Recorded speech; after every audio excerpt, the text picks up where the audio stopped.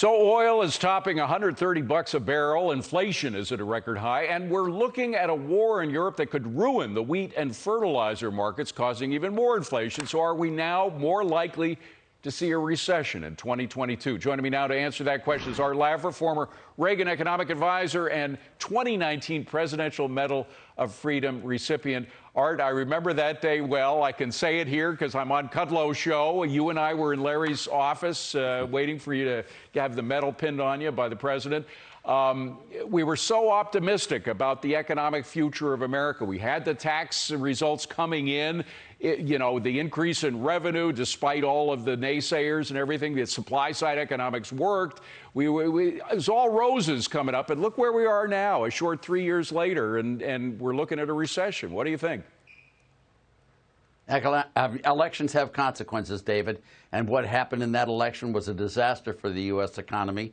I mean, when I look at the circumstances today versus what they were then, as you're completely correct, it's just upside down and backwards.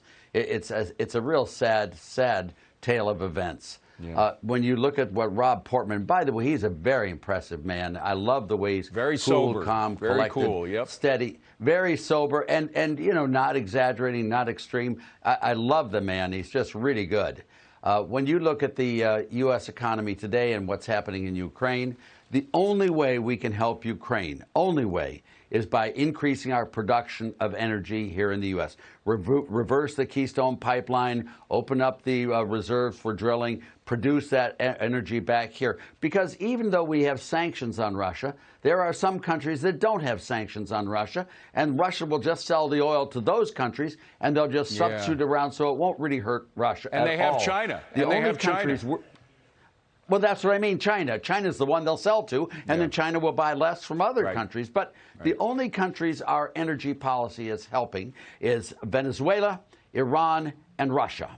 And if you look at global warming, there is no difference as how much oil is being produced on the world today and how much is being burned and used. Global warming is just as bad as ever. These restrictions on U.S. production don't help us, and we make oil much cleaner than any other country does. Absolutely. So they're substituting clean oil for bad oil and pollution oil, so global warmers should be terrified by this as well. It's just a lose-lose-lose policy, and this administration should be ashamed of what they're doing. You know, you say elections have consequences. I can think of nothing more consequential than us losing our energy independence. I mean, that was such a magnificent achievement for a magnificent country as we are.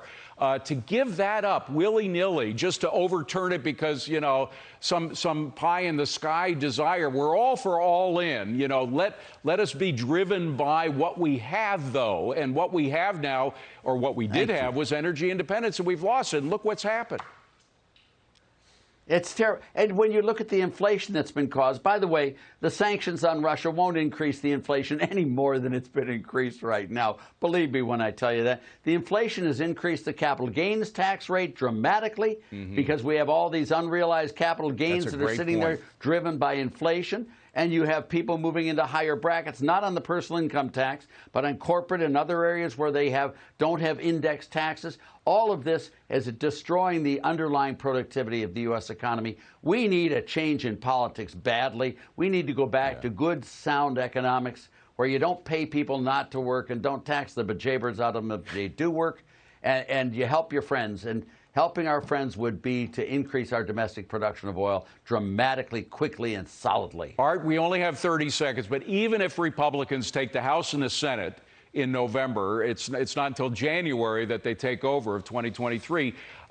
Will that be enough to stop the bleeding, to stop the overregulation that it could still happen regardless of a change in the House and the Senate? I mean, are we still facing this sort of no-growth future, even if Republicans win in the midterms?